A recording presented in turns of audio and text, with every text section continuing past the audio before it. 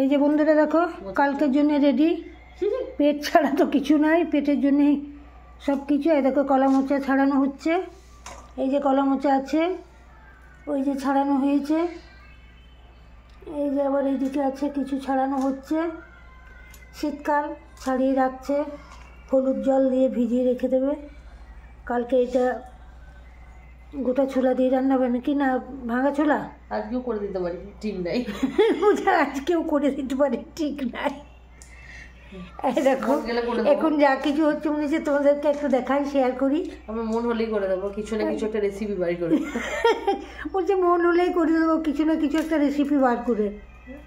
এই দেখো, এই দেখো মোটা মোটা পাতাগুলো ওইগুলো আছে, এই যে এখানে ছড়াচ্ছে। আমাদের মুখ তুললো না।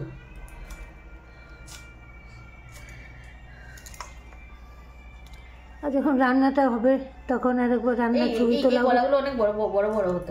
এগুলো সিঙ্গাপুরি কলা নাকি রে? সিঙ্গাপুরি না কিসের? এটা সেই আমরা যে বোলপুরে নিয়েছিলাম না কেজি হিসাবে কলাটা। হ্যাঁ হ্যাঁ এই কলাটা বোলপুরের কলা। এই যে বোলপুরের কলার ফুল বলছে। কত বড় মোচাটা ছিল দেখ, এই দেখ।